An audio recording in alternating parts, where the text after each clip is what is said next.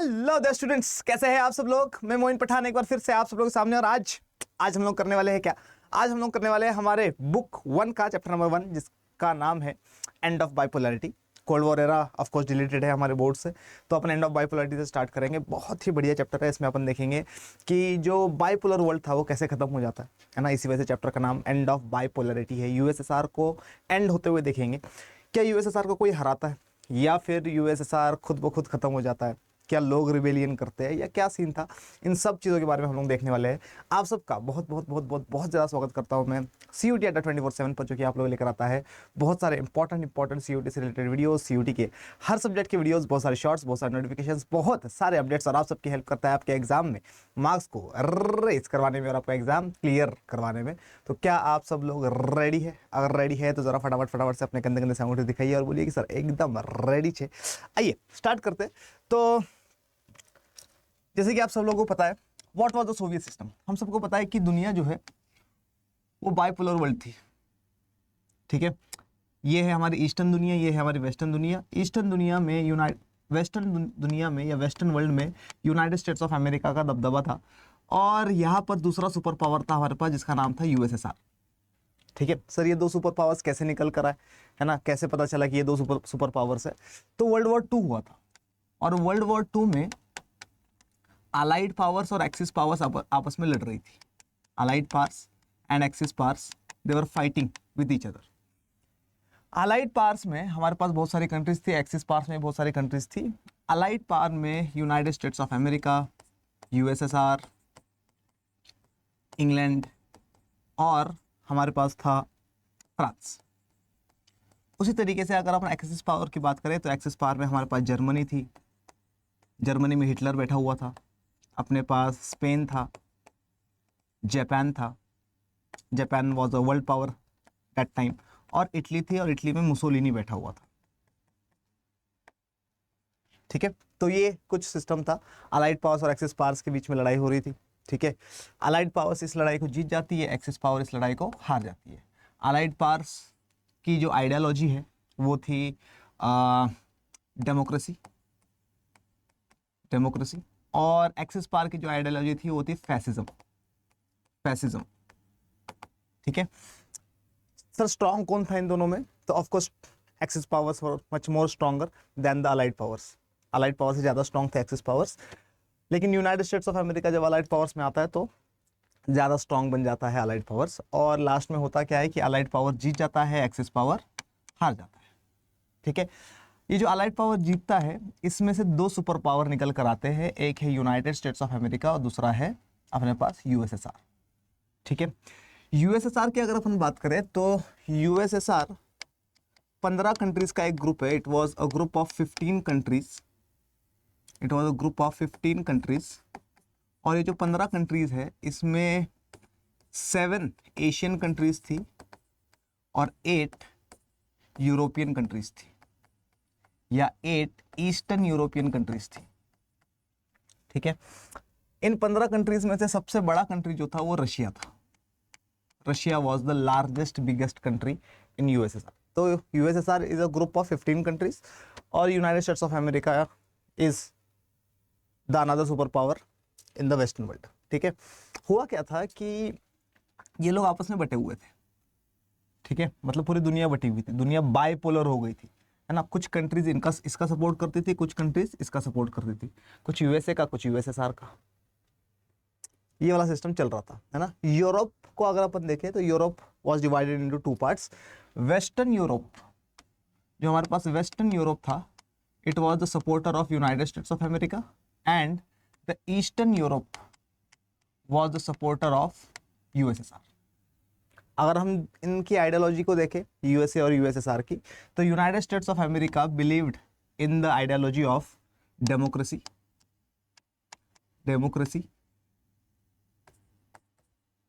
And capitalism.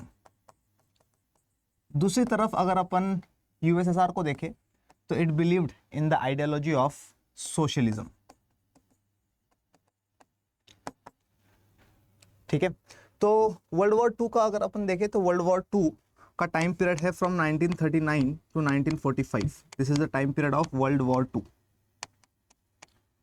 इस world war two का जो टाइम पीरियड है, वर्ल्ड वॉर टू खत्म होते ही दो सुपर पावर्स हमारे पास आए, जिसका नाम है यूनाइटेड स्टेट्स ऑफ अमेरिका और यूएसएसआर। ये जो यूएसए और यूएसएसआर है, इन दोनों के बीच में 1945 से लेकर 1991 तक इन दोनों के बीच में कंपटीशन चलेगा कि दुनिया का बाप कौन है। इनके बीच में कंपटीशन चलेगा कि बड़ा सुपर पावर कौन है। इनमें कंपटीशन चलेगा कि ज़्यादा arms, ammunitions, guns, missiles, weapons किसके पास है, ज़्यादा डिस्ट्रक्टिव वेपन्स किसके पास है, etcetera etcetera.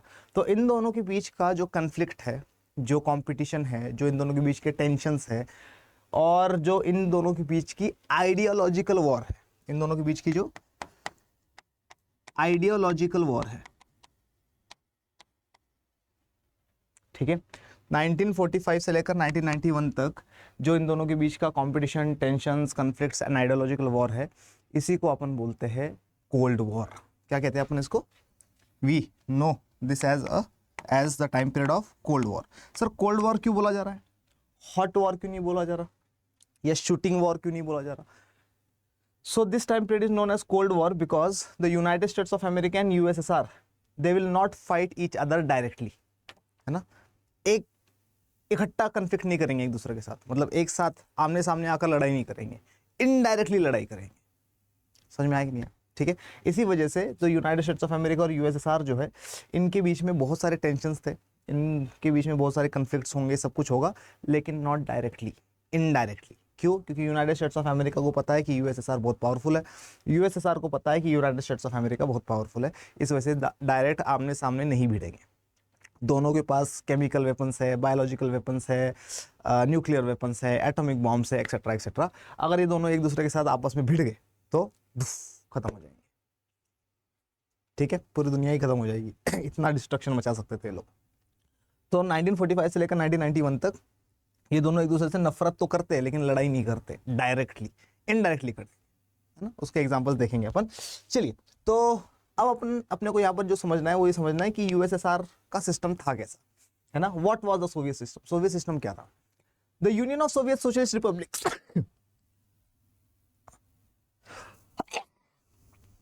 Excuse me, sorry, हो जाता है, तुम्हारे साथ भी होता होगा, हंस क्या रहे। देखो इधर, what was the Soviet system? The Union of Soviet Socialist republics, USSR के फुल फॉर्म है the Union of Soviet Socialist republics, came into being after the socialist revolution in Russia in 1917। अगर तुम्हें कोई पूछे कि यूएसएसआर कब बना था, तो यूएसएसआर 1922 में बना, ठीक है, लेकिन उससे पहले रशिया में रशियन रिवॉल्यूशन या सोशलिस्ट रिवॉल्यूशन आया था। क्या था सर सोशलिस्ट रिवॉल्यूशन? कुछ नहीं था, सिंपल है, रशिया है, रशिया में पहले मोनार्की थी। क्या थी? मोनार्की थी। रशिया का एक बंदा जिसका नाम था व्लादिमीर लेनिन, व्लादिमीर लेनिन कहता है कि भैया मोनार्की ठीक नहीं है, इससे सिर्फ राजा खुश रहता है और राजा के नोबल्स खुश रहते हैं, है ना। हम लोगों को एक इगैलिटेरियन सोसाइटी बनानी है, एक ऐसी सोसाइटी जिसमें सब लोग बराबर हो। और इसी वजह से व्लादिमीर लेनिन ने कहा अपने लोगों को, इसने एक पॉलिटिकल पार्टी बनाई, the Bolshevik politic party, the Bolshevik communist party, the Bolshevik communist party. और इन लोगों ने ठान लिया कि हम लोग मोनार्की को खत्म कर देंगे और सोशलिज्म लेकर आएंगे, एक ऐसा सिस्टम लेकर आएंगे जिसमें सब लोग बराबर हो, ना कोई कास्ट हो, ना कोई क्लास हो, ना कोई रिलीजन हो, है ना, ना कोई हाई कास्ट का, ना कोई लो कास्ट का, ना कोई मिडिल कास्ट का, ना कोई हाई क्लास, ना कोई लो क्लास, ना कोई मिडिल क्लास, सब बराबर हो, इगैलिटेरियन सोसाइटी बनाएंगे, ठीक है। तो व्लादिमीर लेनिन, इसकी पॉलिटिकल पार्टी और आम लोग, इन लोगों ने ठान लिया कि अब हम लोग रशिया में मोनार्की खत्म कर देंगे। यहाँ पर इस टाइम पीरियड में जो राजा था उसका नाम था जार निकोलस, जार निकोलस। और ये जो जार निकोलस है, ये क्या करेगा? जार निकोलस को हटा दिया जाएगा, इसको खत्म कर दिया जाएगा, रशिया से मोनार्की खत्म होगी और 1917 में रशिया में रिवॉल्यूशन आएगा जिसको अपन सोशलिस्ट रिवॉल्यूशन या रशियन रिवॉल्यूशन कहते हैं। और ये जो सोशलिस्ट रिवॉल्यूशन है, इसका हीरो बन के इमर्ज होगा कौन? व्लादिमीर लेनिन, ठीक है। अभी कौन है president of Russia? Vladimir Putin है, ठीक है। पहले कौन था 1917 के आसपास? व्लादिमीर लेनिन, तो Vladimir Lenin will become the leader of Russia. और इसकी जो पॉलिटिकल पार्टी है जिसको अपन कम्युनिस्ट पार्टी कहते हैं या बोल्शेविक कम्युनिस्ट पार्टी कहते हैं, it will start ruling on Russia. ठीक है, फिर बाद में सेंट्रल एशियन कंट्रीज भी आती है, जुड़ जाती है इसके साथ, ईस्टर्न यूरोपियन कंट्रीज भी आती है, जुड़ जाती है, और 15 कंट्रीज का एक ग्रुप बन जाता है जिसको अपन यूएसएसआर कहते हैं। The Union of Soviet Socialist Republics came into being after the socialist revolution in Russia in 1917। बिल्कुल सही है, सोशलिस्ट रिवॉल्यूशन हुआ 1917 में और उसके बाद यूएसएसआर बना 1922 में। ठीक, चलिए आगे आते हैं। देखिए जरा क्या बता रहा है। The revolution was inspired by the ideals of socialism as oppose to capitalism and the need for an egalitarian society. देखो जरा क्या बता रहा है। पहले अपन समझते हैं what is the difference between capitalism and socialism. Difference क्या है सोशलिज्म में और कैपिटलिज्म में? देखो जरा क्या डिफरेंस है। सोशलिज्म जो है, सोशलिज्म, ये लोग एक इगैलिटेरियन सोसाइटी बनाना चाहते हैं, एक ऐसी सोसाइटी जिसमें सब बराबर हो। ये लोग इगैलिटेरियन सोसाइटी नहीं बनाना चाहते। ये लोग कह रहे हैं कि भैया टैलेंट के बेसिस पे हो,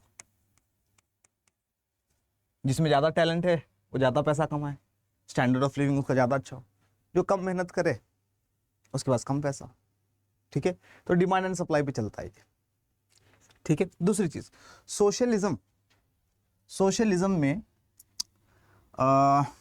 जो इकोनॉमी होती है, इकोनॉमी वो क्लोज्ड होती है। क्लोज्ड इकोनॉमिक मॉडल है इनका। सर क्लोज्ड इकोनॉमिक मॉडल मतलब तुम्हारे ये इंपोर्ट एक्सपोर्ट नहीं करते, है ना, एज सिंपल एज दैट। थोड़ा बहुत करते हैं लेकिन ज्यादातर ये लोग इंपोर्ट एक्सपोर्ट नहीं करते। इनका इकोनॉमिक मॉडल क्लोज है। क्लोज का मतलब क्या कि इनके पास जितने रिसोर्सेज है उसी से वो लोग काम चला रहे हैं, बाहर से कुछ मंगवा नहीं रहे। ठीक है, इनका इकोनॉमिक मॉडल जो है वो ओपन इकोनॉमिक मॉडल है। ओपन इकोनॉमी होती है, फुल बाहर से चीजें मंगवाते हैं। ठीक है, तो सोशलिज्म, कैपिटलिज्म टैलेंट के बेसिस पे काम करेंगे, इगैलिटेरियन सोसाइटी सब लोगों को बराबर का अधिकार देंगे। ठीक है, open economic system, closed economic system. ठीक है, इंपोर्ट एक्सपोर्ट नहीं करते या कम करते हैं, ये लोग इंपोर्ट एक्सपोर्ट बहुत करते हैं। ठीक है, और अगर अपन डिफरेंस देखें सोशलिज्म और कैपिटलिज्म में तो ये है कि यहाँ की जो गवर्नमेंट होगी वो वेलफेयर स्टेट करे, वेलफेयर स्टेट बनाना चाहती है। वेलफेयर स्टेट मतलब, वेलफेयर स्टेट मतलब गवर्नमेंट जो है वो हेल्थ केयर प्रोवाइड करेगी, जॉब्स प्रोवाइड करेगी, पेंशन्स वगैरह प्रोवाइड करेगी, और क्या एजुकेशन प्रोवाइड करेगी, सब कुछ। यहाँ पे आसान नहीं है ना। They don't want a welfare state, they want a capitalist state. ठीक है, इनके लिए सब कुछ पैसा है, एवरीथिंग इज मनी, कैपिटलिस्ट। ठीक है, तो ये लोग वेलफेयर स्टेट नहीं बनाना चाहते। ये लोग क्या चाहते हैं कि भैया अमीर अमीर बने, गरीब गरीब बने, कोई दिक्कत नहीं है। ठीक है, बेस्ड ऑन टैलेंट। डन। अच्छा, यहाँ की जो इकोनॉमी है सोशलिज्म में, जो इकोनॉमी है, economy planned and controlled by the state होती है। Planned and controlled by the state, state मतलब गवर्नमेंट। यहाँ की जो इकोनॉमी है, इकोनॉमी वो मार्केट फोर्सेस चलाते हैं, प्राइवेट लोग चलाते हैं, गवर्नमेंट नहीं चलाती। मार्केट फोर्सेस के हाथों में है इकोनॉमी को चलाना। समझ में आया कि नहीं आया? ठीक है, तो ये वाला सिस्टम चल रहा था। प्लस अगर अपन देखें तो कैपिटलिज्म में जो डोमिनेंट फॉर्म ऑफ प्रॉपर्टी है, लोगों के पास कैसी प्रॉपर्टी है, तो डोमिनेंट फॉर्म ऑफ प्रॉपर्टी जो है वो है प्राइवेट प्रॉपर्टी। लोगों के पास प्राइवेट प्रॉपर्टी वगैरह है। ठीक है, सोशलिज्म में जो डोमिनेंट फॉर्म ऑफ प्रॉपर्टी है वो प्राइवेट प्रॉपर्टी नहीं है, बल्कि मतलब यहाँ पर प्राइवेट प्रॉपर्टी है ही नहीं। थोड़ी बहुत प्राइवेट प्रॉपर्टी है, ज़्यादातर यहाँ पर प्राइवेट प्रॉपर्टी है ही नहीं। ठीक है, यहाँ पर dominant form of property, dominant form of property state property या स्टेट ओनरशिप चल रहा है। स्टेट मतलब गवर्नमेंट, तो गवर्नमेंट के हाथ में है। सारी ज़मीनें किसकी है? गवर्नमेंट की। सारी फैक्ट्रीज किसकी है? गवर्नमेंट की। हर चीज़ किसकी है? गवर्नमेंट की। तो डोमिनेंट फॉर्म ऑफ प्रॉपर्टी यहाँ पर स्टेट प्रॉपर्टी है। क्लियर? तो ये वाला सिस्टम चल रहा है। तो यूनाइटेड स्टेट्स ऑफ अमेरिका पूरे दुनिया में कैपिटलिज्म लाना चाहता था, यूएसएसआर पूरे दुनिया में सोशलिज्म लाना चाहता था।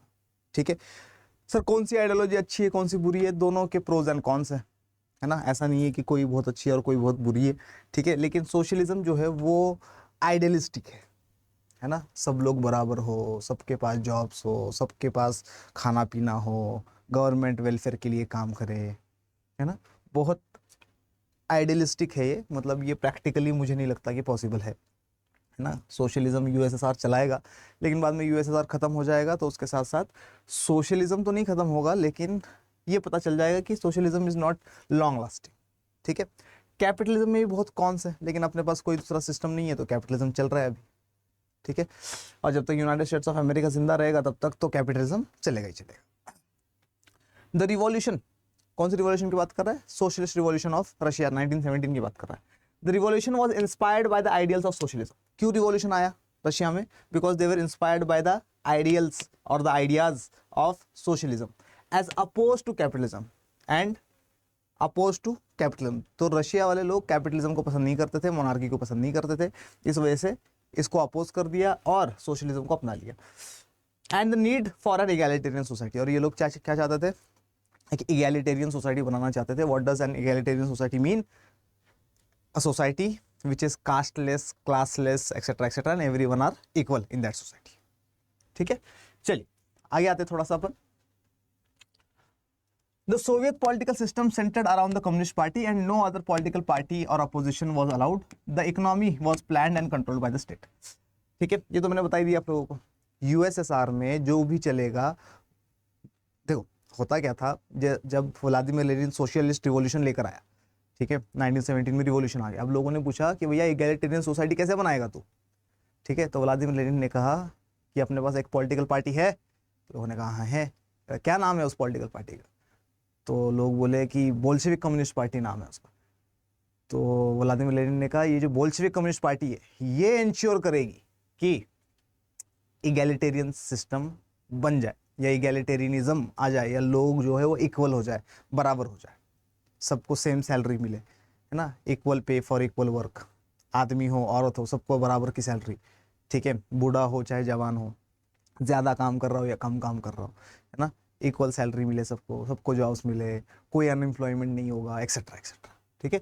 तो Soviet political system centred around the communist party, communist party जो बोलेगी वही होगा यूएसएसआर, ठीक है। वन पार्टी सिस्टम था यूएसएसआर में, कोई दूसरी पॉलिटिकल पार्टी नहीं हो सकती थी। The economy was planned economy है, controlled by the state, controlled by the government, ठीक है। चलो आगे आते हैं। After the Second World War, the East European countries that the Soviet Army had liberated from the fascist forces came under the control of the USSR. ठीक है, अब देखो जरा क्या था, हुआ क्या था कि ये है यूरोप। यूरोप में हमारे पास एक कंट्री है जिसका नाम है जर्मनी। जर्मनी में बैठा हुआ था हिटलर। हिटलर एक्सिस पावर्स में था। हिटलर के साइड में एक कंट्री है जिसको अपन फ्रांस कहते हैं। फ्रांस अलाइड पावर्स में था, ये एक्सिस पावर में था, इसका मतलब लड़ाई होनी है आपस में, हाँ कि ना। हिटलर ने फ्रांस को हराना स्टार्ट कर दिया, और फ्रांस को हराना जब स्टार्ट कर दिया वेस्ट साइड में, तो इसने कहा कि भैया ईस्ट में भी अटैक कर देता हो। तो इसने ईस्टर्न यूरोपियन कंट्रीज के ऊपर भी अटैक करना स्टार्ट कर दिया, और यहाँ पर 8 ईस्टर्न यूरोपियन कंट्रीज थी जिसके ऊपर कब्जा कर लिया हिटलर। 8 ईस्टर्न यूरोपियन कंट्रीज जैसे कि लिथुआनिया, लातविया, मोल्डोवा, है ना, उन सब के ऊपर भी क्या कर दिया इसने, कब्जा करना स्टार्ट कर दिया, है ना, एस्टोनिया एक्सेट्रा एक्सेट्रा। अच्छा, जब यहाँ पर भी कब्जा हो गया, यहाँ पर भी कब्जा हो गया, हिटलर बोला कि भैया मैं तो शहंशाह, मैं तो बादशाह, मैं और आगे अटैक करूंगा। यहाँ पर था यूएसएसआर, ठीक है। हिटलर ने यहाँ पर अटैक करना स्टार्ट कर दिया। Moscow was the capital of USSR. आज रशिया की कैपिटल है, उस टाइम में यूएसएसआर की कैपिटल थी। मॉस्को से 8 किलोमीटर पहले तक पहुंच गए थे ये लोग, है ना, मतलब हिटलर की आर्मी ये काफी एरिया जीतते हुए इतने पास पहुंच गए थे कि मॉस्को से थोड़े ही दूर थे, 8 किलोमीटर कुछ दूर थे। लेकिन हिटलर को ये नहीं पता था कि यूएसएसआर में उसका बाप बैठा है जिसका नाम है जोसेफ स्टालिन।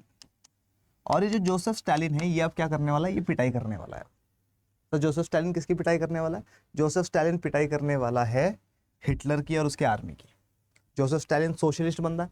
याद रखना, जितने भी सोशलिस्ट लोग होते हैं ये लोग रेड कलर को बहुत इंपॉर्टेंस देते हैं। They believe that the colour red is the colour of revolution, revolution का कलर है ये। और इसी वजह से जोसेफ स्टालिन अपनी आर्मी को, जिसका नाम था रेड आर्मी, रेड आर्मी को बोलेगा कि भैया जाओ और पिटाई करना शुरू करो। अब ये रेड आर्मी यहाँ से निकलेगी और पिटाई करना शुरू करेगी। किसकी पिटाई करना शुरू करेगी? किसकी? हिटलर और हिटलर की आर्मी की। और ये जो ईस्टर्न यूरोपियन कंट्रीज है इन सबको आज़ाद करवा देगी हिटलर के रूल से, और हिटलर के घर तक पहुंच जाएगी। कहाँ तक? जर्मनी तक। जर्मनी की कैपिटल है बर्लिन।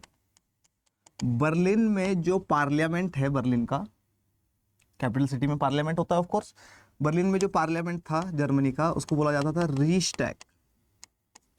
रीस्टैग के ऊपर हिटलर के आर्मी वाले लोग खड़े हो जाएंगे और रीस्टैग के ऊपर हिटलर का नहीं, स्टालिन के आर्मी वाले लोग खड़े हो जाएंगे और स्टालिन की आर्मी यूएसएसआर का फ्लैग लगा देगी। हिटलर इसके बाद सुसाइड कर लेता है, मर जाता है, खत्म हो जाता है।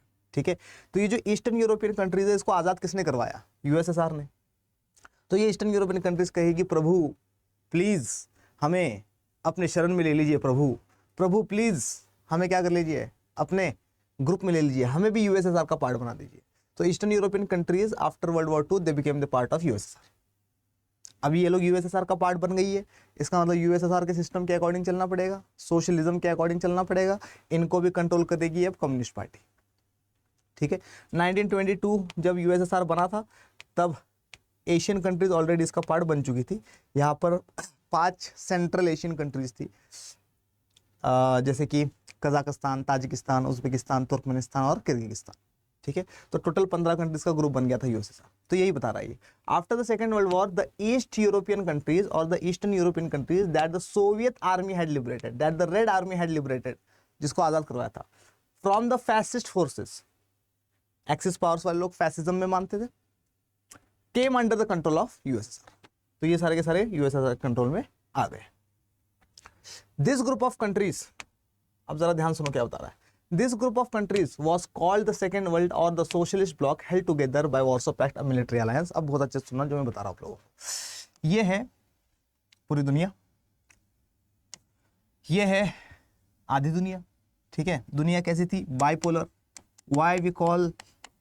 Why we are calling the world a bipolar world? Because there are 2 superpowers in the world. One, the United States of America. Another one was the USSR. ठीक है, यूएसए और यूएसएसआर दोनों की दोनों क्या है? दोनों की दोनों सुपर पावर से दुनिया के। ठीक है सर, समझ में आ गया। यूनाइटेड स्टेट्स ऑफ अमेरिका और इसको जो सपोर्ट करने वाली कंट्रीज थी, इसको जो सपोर्ट करने वाली कंट्रीज थी, इनको बोला जाता था फर्स्ट वर्ल्ड। और इनकी आइडियोलॉजी क्या थी? कैपिटलिज्म। इस वजह से इन लोगों को कैपिटलिस्ट ब्लॉक भी बोला जाता था, कैपिटलिस्ट ब्लॉक भी बोला जाता, या फिर इन लोगों को वेस्टर्न वर्ल्ड भी बोला जाता था। क्या बोला जाता था? वेस्टर्न वर्ल्ड भी बोला जाता था। दूसरी तरफ अगर अपन देखें यूएसएसआर, यूएसएसआर को सेकेंड वर्ल्ड बोला जाता था। यूएसएसआर और यूएसएसआर के दोस्तों को, यूएसएसआर और इसके सपोर्टिंग कंट्रीज को, सपोर्टर्स को, इनको क्या बोला जाता था? Second world. या इन्हीं को क्या बोला जाता था? Socialist bloc, because the ideology of them was socialism, socialist bloc. और they were also known as the eastern world. Clear है क्या? पक्की बात है क्या? 100% है क्या? ठीक है, तो ये वाला सिस्टम चल रहा था। ठीक है, यूनाइटेड स्टेट्स ऑफ अमेरिका ने अपना एक मिलिट्री ब्लॉक बनाया, मिलिट्री ब्लॉक बनाया जिसका नाम था NATO, the North Atlantic Treaty Organisation, which was found in 1949। और जब नॉर्थ अटलांटिक ट्रीटी ऑर्गेनाइजेशन बना था तब इसमें 12 कंट्रीज थे। कितने कंट्रीज थे? 12 कंट्रीज, है ना। Who was the leader of NATO? Of course United States of America was the leader of NATO. NATO वाले लोग ये बोलते थे कि हम 12 कंट्रीज का एक ग्रुप है। आज इसमें 31 कंट्रीज हो चुकी है ना। खैर 1949 में जब ये बना था तब इसमें 12 कंट्रीज थे, और ये जो 12 कंट्रीज है इन लोगों का कहना था कि हम 12 में से किसी एक के ऊपर भी किसी ने भी अटैक किया तो ऐसा माना जाएगा कि हम 12 के 12 कंट्रीज के ऊपर या फिर पूरे के पूरे नेटो के ऊपर अटैक हुआ है, और फिर हम 12 मिलकर तुम्हारी बैंड बजाएंगे।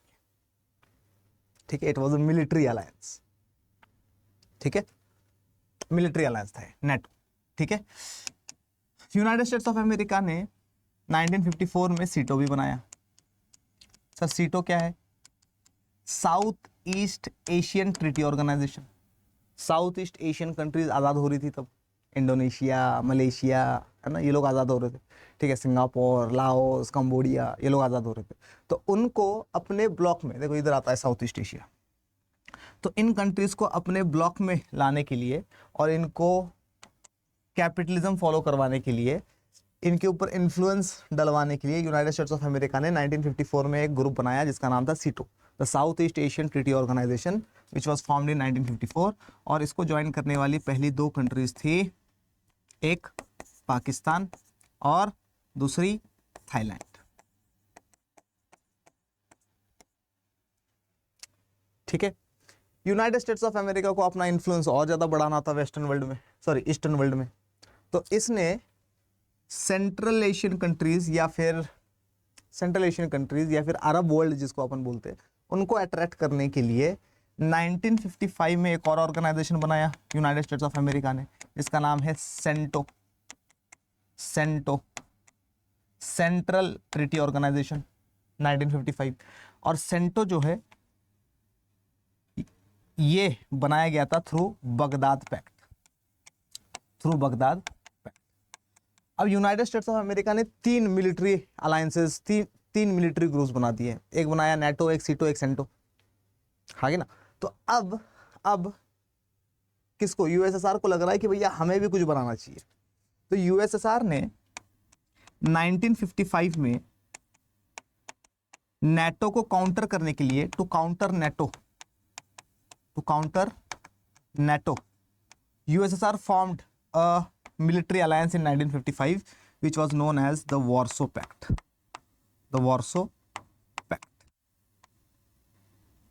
which was formed in 1955। Paper में क्वेश्चन आता है कि कौन सा पैक्ट किसका है, कौन सा मिलिट्री अलायंस किसका है। ठीक है, तो यही बता रहा है। दिस ग्रुप ऑफ कंट्रीज, कौन सी कंट्रीज की बात कर रहा है? यूएसएसआर की, है ना। This group of countries was called the second world और the socialist bloc, held together by Warsaw pact, a military alliance. Clear, समझ में आ गया? चलिए आगे आते थोड़ा सा, देखिए क्या बता रहा है। After the second world war the Soviet economy was then more developed than the rest of the world except for the United States of America. देखो जरा क्या बता रहा है। अगर अपन इकोनॉमी के हिसाब से बात करें कि दुनिया में सबसे ज्यादा इकोनॉमी किसकी है, तो यूनाइटेड स्टेट्स ऑफ अमेरिका की इकोनॉमी सबसे ज्यादा थी, उसके बाद सेकेंड नंबर पर यूएसएसआर की थी, और फिर बाद में पूरी दुनिया की। तो 2 सुपर पावर्स है और इन दोनों सुपर पावर्स की इकोनॉमी दुनिया में सबसे ज्यादा है, यूएसए नंबर 1, यूएसएसआर नंबर 2। ठीक है, चलो आगे आते हैं। The Soviet state ensured a minimum standard of living for all citizens and the government subsidized basic necessities including health, education, childcare and other welfare schemes। USSR एक welfare state था। USSR में unemployment नहीं होगा, unemployment मतलब बेरोजगारी नहीं होगी, सबके पास जॉब्स होंगे, सबको सैलरी मिल रही है, सबको हेल्थ केयर प्रोवाइड किया जा रहा है, सब लोगों को एजुकेशन प्रोवाइड किया जा रहा है, सब लोगों को सब कुछ प्रोवाइड किया जा रहा है। ठीक है, तो Soviet state ensured a minimum standard of living, सब लोगों को minimum standard of living provide किया जाता था। गवर्नमेंट सब्सिडी भी देती थी। सब्सिडी मतलब एजुकेशन में, हेल्थ केयर पे, एजुकेशन में और हेल्थ केयर पे, हेल्थ पर सब्सिडी प्रोवाइड करी जाती थी। सर सब्सिडी काफ़ी सारा एजुकेशन तो ये लोग सस्ता फ्री में करवा देते थे, जैसे कि 10 तक का एजुकेशन फ्री में हो गया, है ना। 1 लाख तक की तुम्हारा अगर हेल्थ की कोई प्रॉब्लम आ रही है तो गवर्नमेंट ही तुम्हारा इलाज करवा रही है, एक्सेट्रा एक्सेट्रा। बट हेल्थ और एजुकेशन अगर तुम्हारा कुछ ज़्यादा ख़राब है ना, या फिर एजुकेशन तुम्हें 10th के बाद भी करना है, तो गवर्नमेंट कह रही है कि भैया 10th के बाद तुम्हें ग्रेजुएशन करनी है या फिर 11th 12th करनी है, जो भी है, मान लो तुम्हें ग्रेजुएशन करनी है, तो ग्रेजुएशन में तुम्हारा अगर 3 साल का खर्चा आ रहा है 5 लाख रुपए, तो गवर्नमेंट कह रही है कि भैया 2.5 लाख रुपए तुम खुद दे दो, 2.5 लाख रुपए हम देंगे। ये जो 2.5 लाख रुपए गवर्नमेंट दे रही है, इसी को कहते हैं सब्सिडी। हेल्थ में भी सेम, 1 लाख रुपए तक तो फ्री इलाज करवा देंगे, लेकिन अगर उससे ऊपर का होगा तो आधे पैसे तुम दे देना, आधे हम दे देंगे। ठीक है, तो इसको कहते हैं सब्सिडी। तो गवर्नमेंट सब्सिडीज प्रोवाइड करती थी, है ना, health, education, child care etcetera etcetera, welfare schemes चलाती थी लोगों के लिए, क्योंकि इगैलिटेरियन सोसाइटी बनानी थी, एक ऐसी सोसाइटी जिसमें सब लोग बराबर हो। ठीक है, तो यूएसएसआर में सब कुछ चल रहा है ठीक ठाक। अनएम्प्लॉयमेंट नहीं था, there was no unemployment. The Soviet system became very bureaucratic and authoritarian, है ना। अब देखो ये चैलेंज है क्या, यूएसएसआर में, यूएसएसआर का सिस्टम या सोवियत सिस्टम बहुत ज्यादा ब्यूरोक्रेटिक बन गया, बहुत ज्यादा अथॉरिटेरियन बन गया और बहुत ज्यादा ब्यूरोक्रेटिक बन गया। सर क्या मतलब है ब्यूरोक्रेटिक एंड अथॉरिटेरियन का? अथॉरिटेरियन का मतलब यहाँ पर यूएसएसआर के लीडर्स की चलने लग गई। Who are the leaders of the USSR? The leaders of the communist party. तो कम्युनिस्ट पार्टी की चलने लग गई। Communist party was not accountable to the people, क्योंकि लोग वोट देकर चूज नहीं कर रहे हैं, इनको इलेक्ट नहीं कर रहे, है कि ना, तो लोगों को जवाबदेही नहीं है ये लोग। ठीक है, जो कम्युनिस्ट पार्टी करे वही ठीक है। लोगों के पास freedom of speech and expression नहीं है, लोग सवाल नहीं कर सकते, अगेंस्ट में नहीं बोल सकते हैं। समझ में आ रहा है कि नहीं आ रहा? ठीक है, दूसरी तरफ ब्यूरोक्रेटिक बन गया, मतलब यहाँ पर ऑफिसर्स की चलने लग गई। ऑफिसर्स और लीडर्स के पास ज़्यादा प्रिविलेजेस थे as compared to common man. ठीक है, कॉमन मैन सारे बराबर है, लेकिन कम्युनिस्ट पार्टी के लीडर्स और कम्युनिस्ट पार्टी के जो ऑफिसर्स हैं उनके पास प्राइवेट प्रॉपर्टी भी है, उनके पास पैसा भी है। आ रहा है कि नहीं आ रहा समझ? तो ये वाला सिस्टम चलने लग गया था।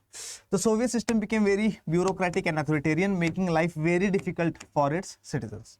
और सिटीजन जो है इन चीज़ों से परेशान होने लग गए थे। इन द आर्म्स रेस, अब अगर अपन आर्म्स रेस की बात करें तो आर्म्स रेस में, आर्म्स रेस मतलब किसके पास ज़्यादा वेपन्स है और ज़्यादा खतरनाक वेपन्स है। तो आर्म्स रेस में यूएसएसआर और यूनाइटेड स्टेट्स ऑफ अमेरिका बराबर थे।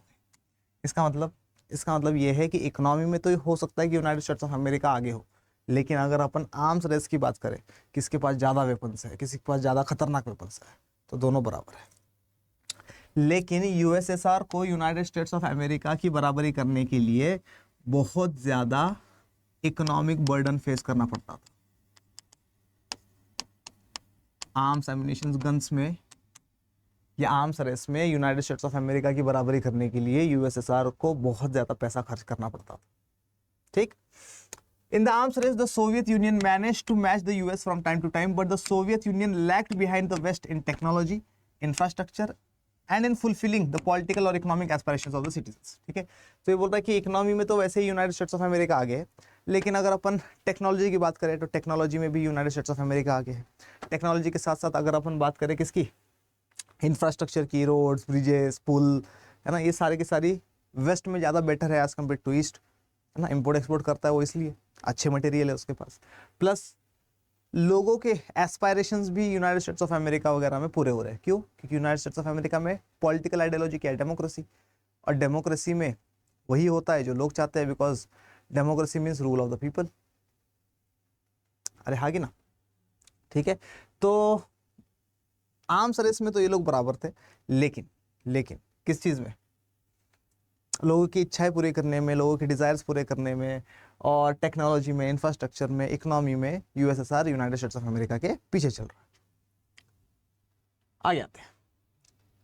The Soviet economy was faltering in the late 1970s and became stagnant. ठीक है, अब ज़रा ध्यान सुनो। 1922 में जब से यूएसएसआर बना था, तब से लेकर लेट 1970s तक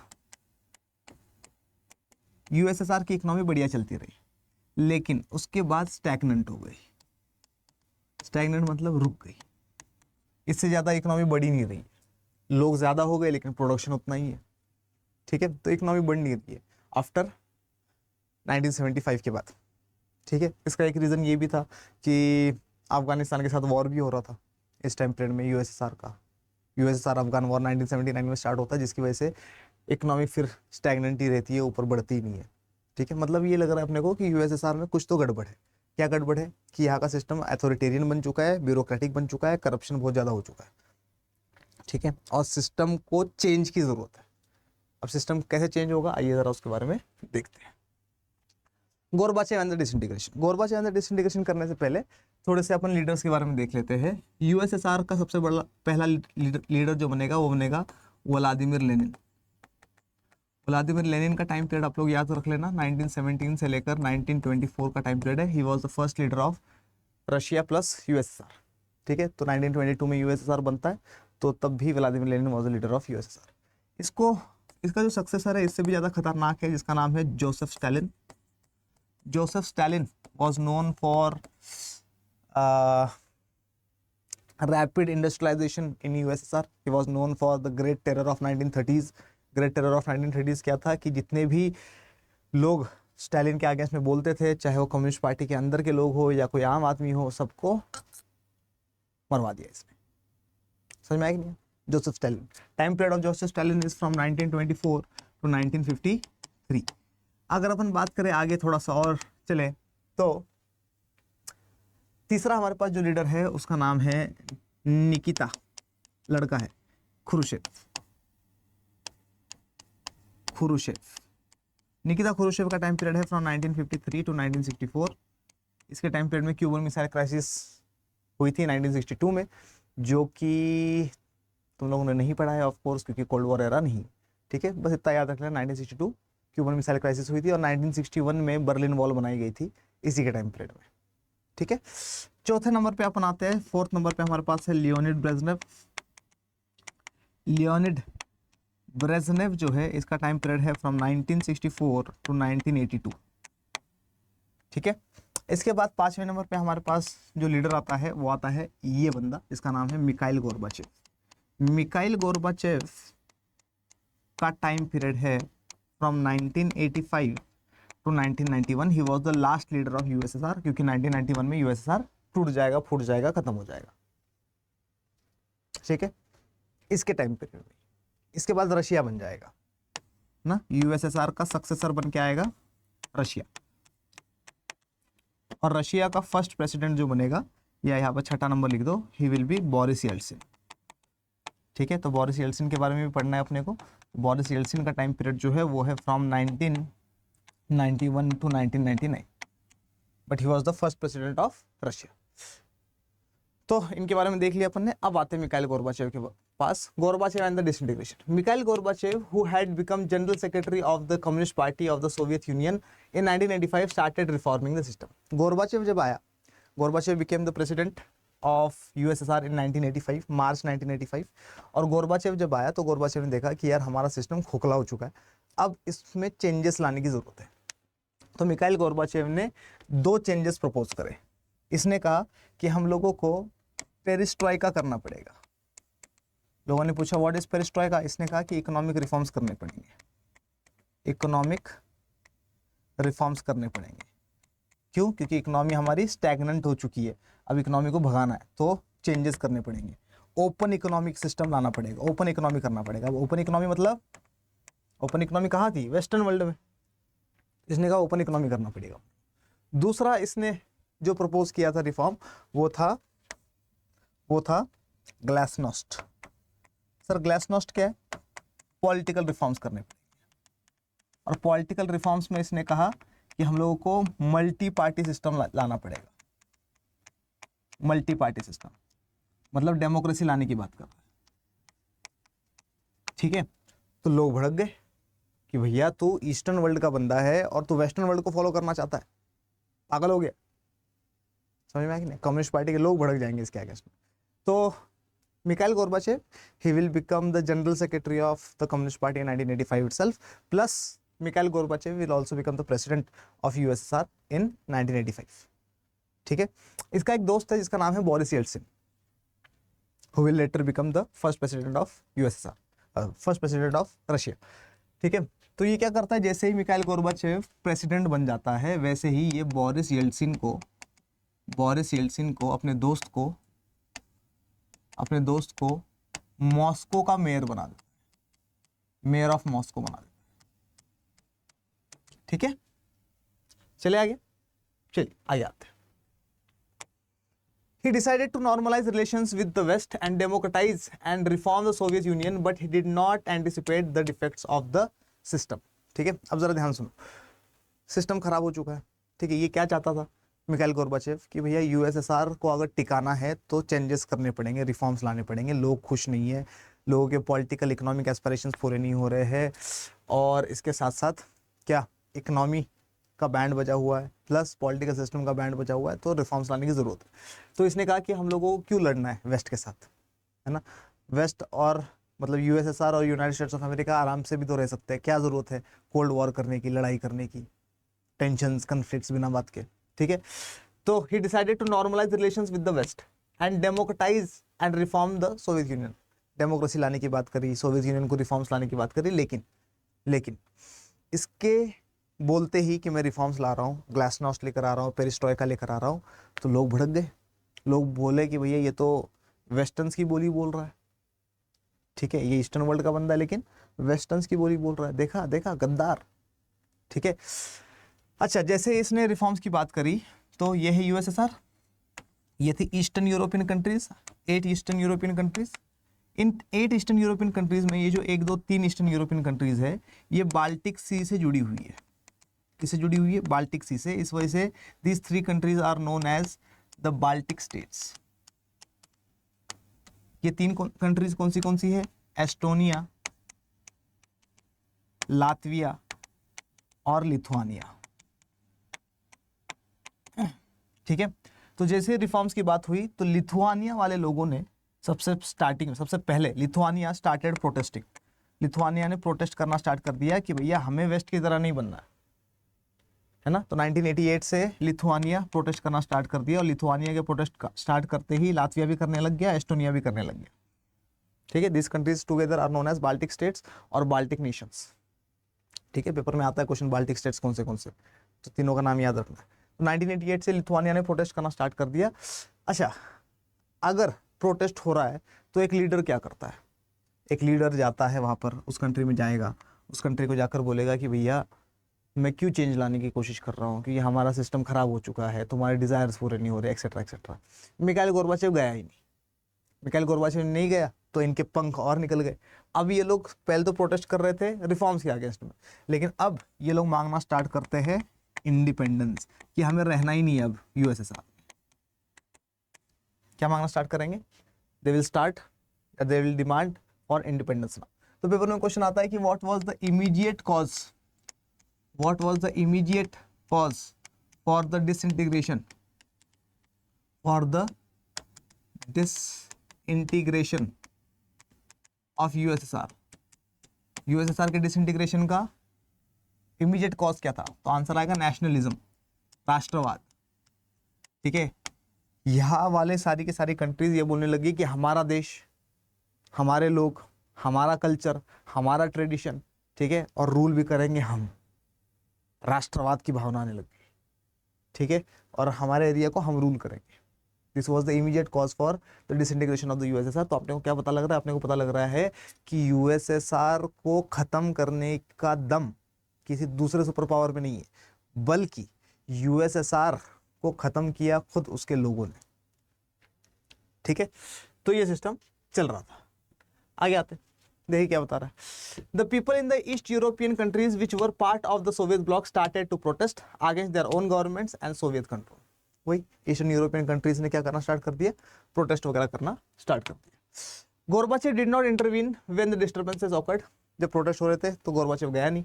and the communist regimes collapsed one after another, और एक एक करके सारी कंट्रीज आज़ाद होनी स्टार्ट हो गई। First country to be independent, first country जो इंडिपेंडेंट हुई वॉज लिथुआनिया इटसेल्फ। तो लिथुआनिया ने सबसे पहले अपना इंडिपेंडेंस डिक्लेयर करा इन 1990 और फरवरी 1990, ठीक है। पेपर में क्वेश्चन आता है। इनफैक्ट जून 1990 आते आते जून 1990 में the largest country of USSR Russia ने भी अपना इंडिपेंडेंस घोषित कर दिया। रशिया ऑल्सो बिकेम इंडिपेंडेंट, और पूरे एक साल बाद यानी कि जून 1991 में यहाँ पर रशिया में फर्स्ट प्रेसिडेंशियल इलेक्शंस होंगे, और इन फर्स्ट प्रेसिडेंशियल इलेक्शंस में Boris Yeltsin will emerge as the first president of of independent Russia. ठीक है, तो देख रहे हो कैसे प्रोटेस्ट हो रहे हैं। अब लोगों को रहना ही नहीं है ओल्ड स्टाइल सोवियत रूल में। The democratic reforms were opposed by leaders within the communist party. Of course सही है, कम्युनिस्ट पार्टी वाले लोग तो प्रिविलेज्ड थे ना, इनकी चलती थी कम्युनिस्ट पार्टी वाले लोगों की, कम्युनिस्ट पार्टी के ऑफिसर्स की चलती थी, कम्युनिस्ट पार्टी के लीडर्स की चलती थी। अब जब इनके हाथ से पावर छीनी जा रही है, जब रिफॉर्म्स लाए जा रहे हैं, जब डेमोक्रेसी लेकर आ रहे हैं, जब मल्टी पार्टी सिस्टम लेकर आ रहे हैं, तो भैया इनकी पावर तो खतरे में आ गई कम्युनिस्ट पार्टी वालों के। तो कम्युनिस्ट पार्टी के जो हार्ड लाइनर्स थे, कम्युनिस्ट पार्टी के जो कट्टरपंथी वाले लोग थे, कम्युनिस्ट पार्टी के जो हार्ड लाइनर्स थे, ये लोग क्या करेंगे, ये लोग बोलेंगे कि यार ये गोरबाचेव है ना, इसका ज्यादा दिमाग चल रहा है, इसको अभी बताते हैं। अगस्त 1991 ये लोग इसके साथ कूप करेंगे, जो भी है, जो भी प्रोनाउंसिएशन है तुम्हारी। मतलब क्या, मतलब इसको उठा देंगे, जेल में डाल देंगे, ठीक है, और पावर दोबारा अपने हाथ में ले लेंगे अगस्त 1991। समझ में आएगी नहीं आया? ठीक है, तो ये चीज होने वाली है। A coup took place in 1991 that was encouraged by Communist Party hardliners. The people did not want the old style rule of the Communist Party and wanted freedom. लेकिन अब जो लोग थे they tasted freedom. और एक बार जिसको आज़ादी का टेस्ट लग गया, अब वो बंदा किसी पार्टी के रूल में नहीं रहना चाहता, उसको चाहिए अब डेमोक्रेसी, उसको चाहिए अब फ्रीडम। ठीक है, तो लोग जो है वो अपोज करेंगे कम्युनिस्ट पार्टी का। ठीक है, जब गोरबाचेव के साथ कूप हुआ, जब गोरबाचेव को जबरदस्ती उठा के जेल में डाल दिया गया या उसको हटा दिया गया और कम्युनिस्ट पार्टी ने दोबारा से अपने हाथ में रूल ले लिया, तो ये इसको अपोज करने के लिए बोरिस येल्सिन आ गया था। तो बोरिस येल्सिन अपोज्ड दिस कूप, आप लोगों में से कोई अभी तक मेरे साथ टेलीग्राम ग्रुप में नहीं है तो मुझे इंस्टाग्राम पर मैसेज करना, और इंस्टाग्राम पर मैसेज करके बोलना कि सर टेलीग्राम ग्रुप में ऐड कर दो, क्लास 12th के मैं ऐड कर दूंगा, सारी की सारी PDF आप लोगों को वहीं पर मिलेगी। ठीक है, मुझे इंस्टाग्राम पर मैसेज कर देना, मोइन पठान पर। ठीक है, तो बोरिस येल्सिन ने क्या करा, कूप को अपोज किया था, ये चीज याद रखना। इन दिसंबर 1991 में क्या होता है, देखो रशिया आजाद हो चुका है। ठीक है, मॉस्को में बोरिस येल्सिन की लीडरशिप में 3 कंट्रीज आके खड़ी हो जाती है, एक यूक्रेन, एक रशिया का ही लीडर था बोरिस येल्सिन, और एक बेलारूस। ये 3 कंट्रीज मॉस्को में खड़ी हो रही है इन दिसंबर 1991।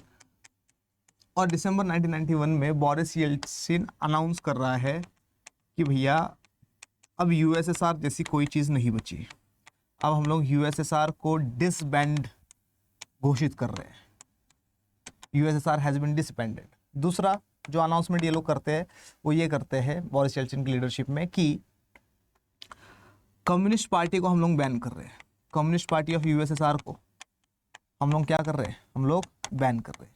और तीसरा ऐलान ये लोग करते हैं, किस चीज़ का, तीसरा ऐलान ये लोग करते हैं कि हाँ, हम लोग एक ऑर्गेनाइजेशन बना रहे हैं जिसका नाम है CIS। तो दिसंबर 1991 में एक ऑर्गेनाइजेशन बनाया जाता है जिसका नाम है CIS, the Commonwealth of independent states. तो कॉमनवेल्थ ऑफ इंडिपेंडेंट स्टेट्स, याद रखना, the Commonwealth of independent states और द CIS, इसमें ये सिर्फ एक ऑर्गेनाइजेशन है for cooperation, for friendship, for trade, for economic cooperation, for political cooperation, for cultural heritage etcetera etcetera. ठीक है, it was not the successor of USSR का successor नहीं है। CIS merely it was an organization for friendship। ठीक है, CIS जो है इसमें 15 की 15 कंट्रीज पार्ट होगी। सबसे लास्ट में यानी कि 1993 में इसमें जॉर्जिया जुड़ जाएगा। ठीक है, CIS का हेडक्वार्टर मिन्स्क में है, और मिन्स्क जो है, मिन्स्क MINSK, ये बेलारूस की कैपिटल है। ठीक है, तो इसको याद रखना। In December 1991 under the leadership of Boris Yeltsin, Russia, Ukraine and Belarus, 3 major republics of the USSR declared that the Soviet Union was disbanded. ठीक है, capitalism and democracy were adopted as the basis for the post Soviet republics. ठीक है, अब ये जो 15 की 15 countries जो आज़ाद हो रही है, यूएसएसआर से। ये सब लोग क्या अडॉप्ट कर रहे हैं? ये सब लोग कैपिटलिज्म को अडॉप्ट कर रहे हैं। ये सब लोग कैपिटलिज्म के साथ साथ डेमोक्रेसी को अडॉप्ट कर रहे हैं। मतलब सोशलिज्म गया पानी में, छपैक। ठीक है। Russia was now accepted as the successor state of the Soviet Union. Paper में क्वेश्चन आता है who became the successor of the USSR, तो Russia became the successor of the USSR. Sir क्या मतलब है सक्सेसर होने का, उत्तराधिकारी बनने का? मतलब बाप की सारी चीजें अब बेटे की हो जाएगी, यूएसएसआर की सारी चीजें अब रशिया की हो जाएगी। ठीक है। तो यूनाइटेड नेशन सिक्योरिटी काउंसिल में यूएसएसआर की परमानेंट सीट थी, यूएसएसआर की परमानेंट सीट थी। तो अब यूएसएसआर तो खत्म हो गया, तो यूएसएसआर की जगह रशिया बैठ जाएगा।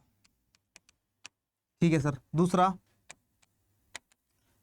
दूसरा सारे के सारे वेपन्स जो यूएसएसआर के थे, खास करके न्यूक्लियर वेपन्स, अब ये न्यूक्लियर वेपन्स किसके पास जाएंगे? सारे के सारे, तो सारे के सारे न्यूक्लियर वेपन जाएंगे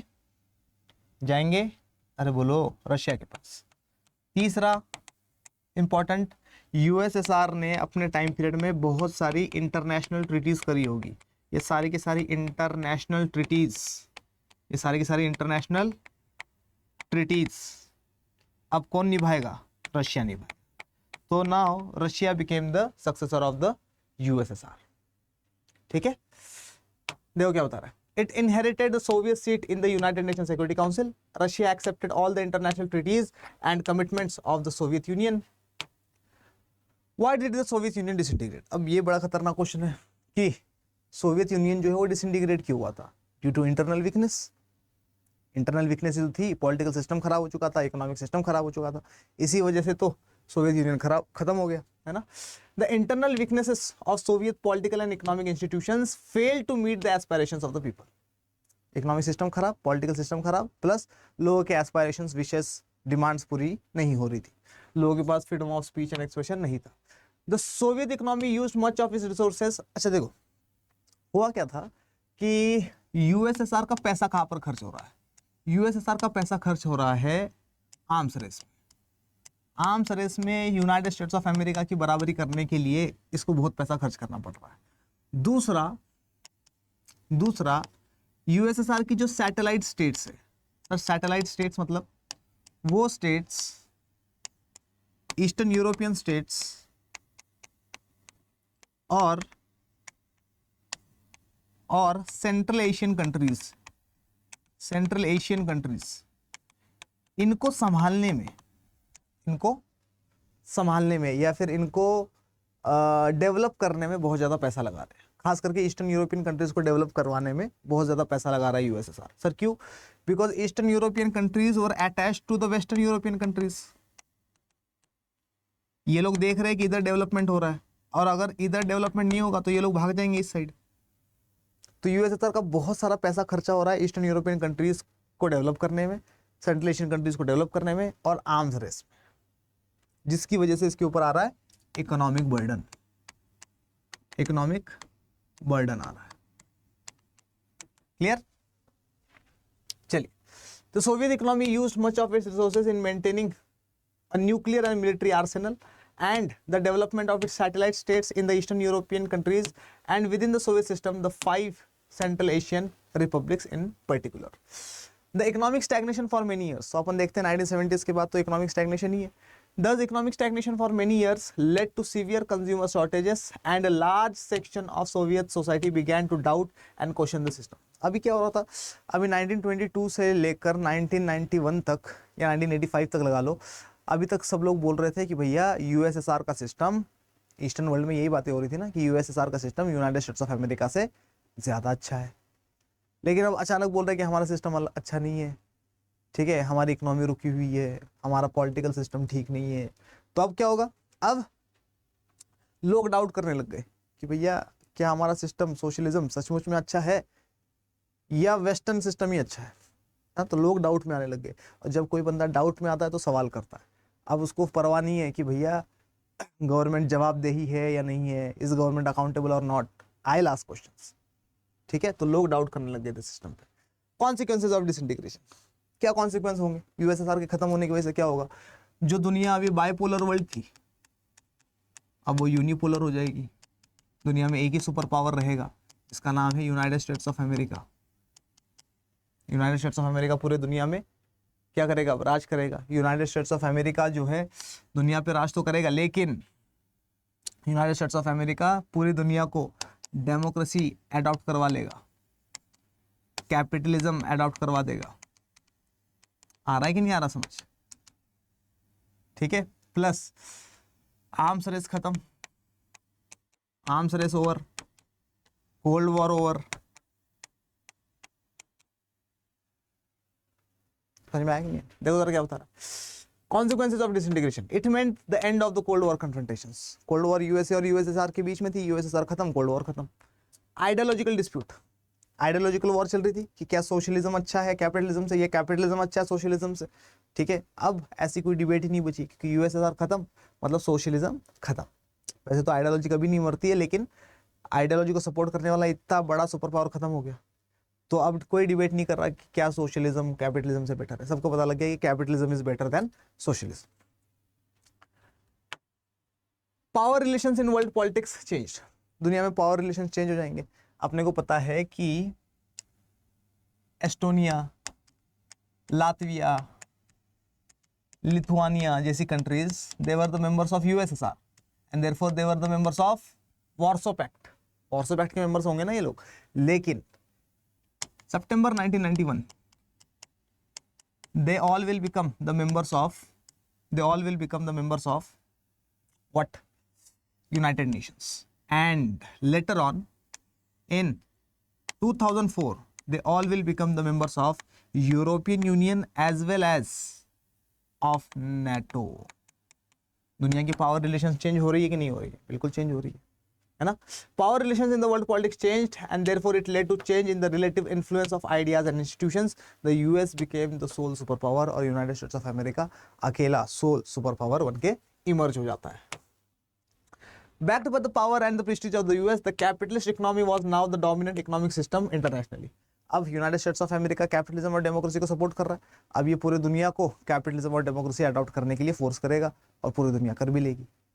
आगे ना, आज शायद ही कोई ऐसी कंट्री है जो कैपिटलिज्म को अडॉप्ट नहीं करती है। कैपिटलिज्म हर जगह चलता है आगे ना, और डेमोक्रेसी ऑलमोस्ट 90% कंट्रीज फॉलो करती है। Institutions like the World Bank and International Monetary Fund became powerful advisors to all the countries. ठीक है, अब United States of America direct जाकर सारी कंट्रीज को नहीं बोलेगा क्या कि भैया कैपिटलिज्म अपना लो, सोशलिज्म सॉरी क्या कहते हैं उसको, डेमोक्रेसी अडॉप्ट कर लो। सब कंट्रीज को खुद जाकर नहीं बोलेगा, बल्कि world bank, international Monetary fund जैसे इंस्टीट्यूशंस को पैसा प्रोवाइड करेगा और बोलेगा कि भैया कोई लोन मांगने आए तो उनको लोन दे देना, लेकिन बदले में बोलना कि कैपिटलिज्म अडॉप्ट करना पड़ेगा तभी लोन देंगे वरना नहीं देंगे। टैक्टिक्स है ना। चलो आगे आते हैं। Politically the notion of liberal democracy emerged as the best way to organise political life, और दुनिया में पॉलिटिकली डेमोक्रेसी फैलने लग गई। The end of the Soviet bloc paved way for the emergence of many new countries who had their own independent aspirations and choices. अब USSR खत्म हो गया, यूएसएसआर खत्म हो गया तो 15 कंट्रीज निकली इससे बाहर, 15 डिफरेंट इंडिपेंडेंट कंट्रीज वर इमर्ज्ड, है ना। अब ये जो 15 डिफरेंट कंट्रीज इमर्ज हो गई है, इन सब की कुछ ना कुछ इच्छाएं, कुछ अपनी अपनी एस्पायरेशंस होंगे, है ना, कि हम लोगों को अपनी कंट्री को ऐसा बनाना है, विश्व गुरु बनाना है, फलाना बनाना है, ढिमकाना बनाना है, होगा ना ऐसा। ठीक है, तो सबकी अपनी अपनी चॉइसेस थी। Some of them, especially the Baltic and Eastern European states, wanted to join the European Union, which they joined in 2004, and become part of the North Atlantic Treaty Organization, which they did in 2004 itself. ठीक है, and they became the part of the United Nations in September 1991 itself. ठीक है, the Central Asian countries wanted to take advantage. अब देखो Central Asian countries ये भी आज़ाद हुई है, Kazakhstan, Tajikistan, Uzbekistan, Turkmenistan, Kyrgyzstan, ये लोग भी तो आज़ाद हुए। ये लोग कह रहे हैं कि भैया हम हैं सेंट्रल एशियन कंट्रीज, ठीक है, और हम लोग हमारे ज्योग्राफिकल लोकेशन का फ़ायदा उठाएंगे। हमारे ऊपर है रशिया, तो हम लोग रशिया से भी दोस्ती करेंगे। हमारे पास में है ईस्टर्न यूरोप या यूरोप, हम लोग इससे भी दोस्ती करेंगे। हमारे जस्ट राइट साइड में है चाइना, हम इससे भी दोस्ती करेंगे। थोड़ा सा ही नीचे जाएंगे तो इंडिया भी है, इससे भी दोस्ती करेंगे। ठीक है, यहाँ से अरब वर्ल्ड हमारे पास में ही है, अरब वर्ल्ड से भी दोस्ती करेंगे, और यहाँ पर थोड़ी सी दूर पे जापान है, जापान से भी दोस्ती करेंगे, और जापान की वजह से यूनाइटेड स्टेट्स ऑफ अमेरिका तो हमारा दोस्त बन ही जाएगा। ठीक है, तो ये अपने ज्योग्राफिकल लोकेशन का फायदा उठाकर क्या करना चाहता था, पूरी दुनिया से दोस्ती करना चाहता था। Central Asia, the central Asian countries wanted to take advantage of their geographical location and continue their close ties with Russia and also to establish ties with the west, the US, China and others. ठीक है, आगे आते हैं shock therapy. अब shock therapy क्या होता है, बड़ा इजी है शॉक थेरेपी, इतना मुश्किल नहीं है ना, जितना तुम लोग समझ रहे हो। बस तुम लोगों को मेरी बात माननी है तो कुछ नहीं करना है। ठीक है, इधर देखो, जब भी अपन किसी एक सिस्टम से दूसरे सिस्टम में जाते हैं तो बहुत पेनफुल प्रोसेस होता है, बहुत क्या होता है, बहुत पेनफुल प्रोसेस होता है। इसी पेनफुल प्रोसेस को बोलते हैं अपन शॉक थेरेपी। क्या बोलते हैं, शॉक थेरेपी। जरा ध्यान सुनो होता क्या है। पहले कोई भी एक कंट्री उठा लो, पहले रशिया में कौन सा सिस्टम चल रहा था, फ्रॉम 1992 टू 1990 या 1922 टू 1991 कौन सा सिस्टम चल रहा था, सोशलिज्म। अब रशिया जो है ये अडॉप्ट करेगा, रशिया अडॉप्ट करेगा किसको, कैपिटलिज्म को। तो जब भी हम लोग किसी एक सिस्टम से दूसरे सिस्टम में जाते हैं तो बहुत पेनफुल प्रोसेस होता है, इसी पेनफुल प्रोसेस को शॉक थेरेपी कहा जाता है। ठीक है, अच्छा, सोशलिज्म से कैपिटलिज्म लाने में हेल्प कौन कर रहा है, financial institution such as World Bank and International Monetary Fund. तो World Bank and International Monetary Fund will help a lot to these countries. ठीक है, तो what is shock therapy, painful process का मतलब क्या होता है उसके बारे में बात करेंगे अपन। पेनफुल प्रोसेस का मतलब इकोनॉमी गिर जाएगी, इंडस्ट्रीज खत्म हो जाएगी, एग्रीकल्चर खत्म हो जाएगा, है ना, लोग गरीब होते चले जाएंगे, पेनफुल प्रोसेस। ठीक है, what is shock therapy, whenever we convert from one system to another system, whenever we convert from one system to another system with the help of some financial institutions such as World Bank and International Monetary Fund, it goes through a painful process which is known as shock therapy. ठीक है, देखो जरा क्या बता रहा है। The model of transition in Russia, Central Asia and Eastern Europe from an authoritarian socialist system to a democratic capitalist system which was influenced by the World Bank and the International Monetary Fund came to be known as the shock therapy. ठीक है, पहले authoritarian socialist system था, converted into democratic capitalist system, influenced by the World Bank and International Monetary Fund, goes through a painful process which is known as shock therapy. ठीक है, तो ये 15 countries, Russia, central Asian countries, eastern European countries, which will convert from authoritarian social system to a democratic capitalist system which was influenced by the World Bank and International Monetary Fund. This will be known as shock therapy. ठीक है, important है। Shock therapy varied in intensity and speed amongst the former second world countries, but its direction and features were quite similar. Sir मतलब ये है कि USSR से 15 countries अलग हो गए, इन 15 की 15 कंट्रीज में शॉक थेरेपी आनी है। हो सकता है कि किसी में बहुत जल्दी आ जाए, हो सकता है कि किसी में धीरे धीरे आए। ठीक है, हो सकता है कि किसी में बहुत ज़्यादा बर्बादी हो और किसी में थोड़ी थोड़ी बर्बादी हो। ठीक है, लेकिन शॉक थेरेपी आनी सब में है ना, इसकी स्पीड अलग हो सकती है, इसकी इंटेंसिटी अलग हो सकती है, लेकिन 15 की 15 countries will have to face the shock therapy. ठीक है, चलो, each of the countries was required to make a total shift to capitalist economy which meant rooting out completely any structures evolved during the Soviet period. अब देखो, USSR वाली countries पहले socialism को follow करती थी, है ना, अब कैपिटलिज्म को अडॉप्ट करना है, मतलब सारी चीज़ें प्राइवेट करनी पड़ेगी, ओपन इकोनॉमिक सिस्टम लाना पड़ेगा। ठीक है, अब वेलफेयर स्टेट नहीं रहेगा, अब गवर्नमेंट जॉब्स प्रोवाइड नहीं करेगी। ठीक है, इंडस्ट्रीज प्राइवेट हो जाएगी, एग्रीकल्चर प्राइवेट हो जाएगा, हर चीज़ प्राइवेट हो जाएगी। ठीक है, जो जो सोशलिस्ट सिस्टम में था सारी चीज़ें अब अपोजिट होने वाली है। ठीक है, consequences of shock therapy, shock therapy आने की वजह से क्या हुआ, तो shock therapy brought ruin to the economies and disaster upon the people of the entire region. Economy गिर जाएगी, यूएसएसआर की इकोनॉमी वैसे ही स्टैग्नेंट थी और वॉर के टाइम पीरियड में कम होती जा रही थी, लेकिन अब जब सिस्टम चेंज होगा from authoritarian socialist system to democratic capitalist system, economy और गिरने लग जाएगी, रुइन हो जाएगी। रशिया की जो करेंसी थी रूबल, डीवैल्यू हो जाएगी, है ना। डीवैल्यू होने का मतलब क्या, मान लो कि 10 रूबल में पहले एक ब्रेड आता था, ब्रेड मतलब ब्रेड का पैकेट, ठीक है, अब वो ब्रेड का पैकेट 110 रुपए में आ रहा है, डीवैल्यू, ठीक है।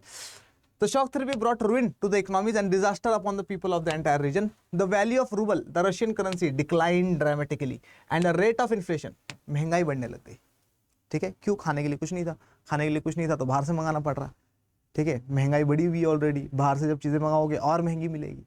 110 रुपए का ब्रेड या 110 रूबल का ब्रेड 220 रुपए में मिलेगा जब बाहर से मंगाओगे तो, किसी दूसरी कंट्री से, है ना। The value of rouble, the Russian currency decline dramatically and the rate of inflation was so high that people lost all their savings. अब लोग, जितना लोगों ने कमाया था, लोगों के जेब में जितना, अकाउंट में जितना पैसा था, वो भी धीरे धीरे खत्म होने लग गया। इसका मतलब रशिया में अब लोग, मिडिल क्लास के जो लोग होंगे, या फिर पहले तो इगैलिटेरियन थे, सब लोग बराबर थे, अब वो लोग गरीब होते चले जाएंगे, ठीक है। The old system of social welfare was systematically destroyed. अब कोई सोशल वेलफेयर नहीं है। अब गवर्नमेंट जो है वो क्या नहीं करेगी, जॉब्स प्रोवाइड नहीं करेगी, हेल्थ केयर के बारे में नहीं देखेगी, एजुकेशन के बारे में नहीं देखेगी, कुछ नहीं करेगी अब गवर्नमेंट, ठीक है। The old system of social welfare was systematically destroyed. The withdrawal of government subsidies pushed large sections of the people into poverty. Government अब सब्सिडी नहीं दे रही है। अब जब गवर्नमेंट सब्सिडी नहीं दे रही है तो अपने पैसे लगाने पड़ रहे हैं। जब अपने पैसे लगाने दे रहे तो क्या हो जाएगा, गरीबी आनी स्टार्ट हो जाएगी, क्योंकि कमाई का कोई रास्ता नहीं है और खर्चा करना है। The construction of democratic institutions was not given the same attention and priority as the demands of economic transformation. ठीक है, तो बोल रहा है कि डेमोक्रेटिक इंस्टीट्यूशंस बनाने पे इतना ध्यान नहीं था, बल्कि इकोनॉमिक इंस्टीट्यूशंस बनाने पर ज्यादा ध्यान दिया गया था। टेंशंस एंड कन्फ्लिक्ट्स, बहुत सारे टेंशंस एंड कन्फ्लिक्ट्स हो जाएंगे यहाँ पर यूएसएसआर में, है ना। जैसे कि अपन ताजिकिस्तान के बारे में पढ़ेंगे कि ताजिकिस्तान में 10 ईयर्स तक सिविल वॉर चलेगी, 10 ईयर्स तक सिविल वॉर चलेगी। अपन पढ़ेंगे कि चेकोस्लोवाकिया, स्पेलिंग देख लेना, चेकोस्लोवाकिया जो कंट्री थी, it will be divided into 2 parts, है ना। चेक रिपब्लिक अलग निकल जाएगा, स्लोवाक रिपब्लिक अलग निकल जाएगा, ठीक है। ये 15 की 15 कंट्रीज जो है ये अपना कॉन्स्टिट्यूशन बहुत हरी में बनाएगी, जल्दी जल्दी में कॉन्स्टिट्यूशन बनाएगी, और जल्दी जल्दी में कॉन्स्टिट्यूशन बनाने की वजह से ये लोग अपने कॉन्स्टिट्यूशन में जो प्रेसिडेंट है उसको कुछ ज़्यादा ही पावर दे देंगे। इतनी ज़्यादा पावर दे देंगे प्रेसिडेंट को कि प्रेसिडेंट तानाशाह बन जाएगा। इतनी ज़्यादा पावर दे देंगे प्रेसिडेंट को कि प्रेसिडेंट की बातों को पार्लियामेंट को मानना ही मानना है, प्लस पार्लियामेंट की बातों को प्रेसिडेंट काट सकता है ना। एक्सेसिव पावर्स दे देंगे प्रेसिडेंट को। तुर्कमेनिस्तान और उज़्बेकिस्तान के प्रेसिडेंट 10-10 साल तक रूल करेंगे और फिर बाद में ऐलान कर देंगे कि हम लोग ही अगले 10 साल भी रूल करेंगे, है ना। तो ये वाला सिस्टम चल रहा था। Most of the former Soviet republics are prone to conflicts and many have had civil wars and insurgencies. Example दिया मैंने आप लोगों को, अजरबैजान और आर्मेनिया लड़ाई कर रहा था, है ना। ये है आर्मेनिया, एक कंट्री है, इसके साइड में एक कंट्री है अजरबैजान। अजरबैजान में एक प्रोविंस है, एक स्टेट है जहाँ पे आर्मेनियंस रहते हैं। कौन रहते हैं? आर्मेनियंस। इस स्टेट का नाम है नगोर्नो काराबख। नगोर्नो काराबख, ये जो नगोर्नो काराबख है, नगोर्नो काराबख, यहाँ पे रहते हैं कौन है? आर्मेनियंस। तो यहाँ पर लोगों ने हल्ला करना स्टार्ट कर दिया कि हमें इनके साथ ज्वाइन कर दो, आर्मेनिया वालों के साथ। तो अजरबैजान वालों ने इनकी पिटाई करनी स्टार्ट कर दी, है ना। जॉर्जिया इतनी सी कंट्री है, उसके भी 2 स्टेट्स आज़ादी मांगने लग गए, ठीक है। तो टेंशन एंड कन्फ्लिक्ट्स हो रहे थे, बहुत प्रॉब्लम्स आ रही थी, इसी को शॉक थ्योरी बोलते हैं। रशिया बहुत बड़ा है, ठीक है। रशिया के 2 एरियाज, एक चेचनिया साउथ रशिया में और दागेस्तान और चेचनिया, ये दोनों के दोनों आज़ादी मांगने लग गए, ठीक है। दोनों मुस्लिम डोमिनेटिंग एरियाज है। जब सब आज़ाद हो ही रहे थे, इन लोगों ने भी आज़ादी मांगी, ठीक है। चेचनिया के ऊपर बॉम्ब्स गिरा दिए गए, रशिया ने चेचनिया के ऊपर बॉम्ब्स गिरा दिए। जब बॉम्ब्स गिरा दिए तो ह्यूमन राइट्स एक्टिविस्ट वगैरह ने बहुत क्रिटिसाइज किया रशिया को, ठीक है। तो क्या बता रहा है? In Russia 2 republics, Chechnya and Dagestan, have had violent secessionist movements. Tajikistan witnessed a civil war for almost 10 years till 2001. The region had many sectarian conflicts. Tajikistan में बहुत सारे अलग अलग सेक्शंस ऑफ द सोसाइटी लड़ाई कर रहे थे. Central Asia too became a zone of competition between outside powers and oil companies. Central Asia जो है इनके पास रिसोर्सेज बहुत ज़्यादा है, hydrocarbon resources, oil, natural gas बहुत ज़्यादा है. तो चाइना जैसी countries, United States of America जैसी कंट्रीज, यूरोपियन कंट्रीज की नज़र बहुत थी इनके ऊपर और इसको कैप्चर करना चाहते थे. In Eastern Europe, Czechoslovakia was divided into two, the Czechs and the Slovaks, thus forming independent countries. Yugoslavia की और भी हालत खराब हो जाएगी. Yugoslavia was not the part of USSR, but Yugoslavia was a country which had 6 different ethnic groups, जिसकी वजह से क्या हुआ, यूगोस्लाविया इसमें कम्युनिज्म था, याद रखना, ठीक है. ये USSR का पार्ट तो नहीं थी यूगोस्लाविया, लेकिन it was the part of NAM, करेंगे उसके बारे में बात. लेकिन यूगोस्लाविया जो है ये एक ऐसी कंट्री थी जिसमें 6 अलग अलग ग्रुप्स थे, 6 अलग अलग ग्रुप्स आपस में लड़ने लग गए. Later on Yugoslavia was divided into 6 different countries. Yugoslavia broke apart with several provinces like Croatia, Slovenia and Bosnia Herzegovina declaring independence. तो 6 अलग अलग कंट्रीज में टूट जाती है Yugoslavia. India and the post communist countries, ठीक है. India and the post communist countries की अगर बात करें तो इंडिया के रिलेशंस 15 के 15 कंट्रीज के साथ बहुत अच्छे हैं, लेकिन हमारा जो स्ट्रॉन्गेस्ट रिलेशन है वो ऑफ कोर्स किसके साथ है, रशिया के साथ. India has maintained good relations with all the post communist countries. India's relations with Russia are an important aspect of India's foreign policy as both the countries share a vision of multipolar world order.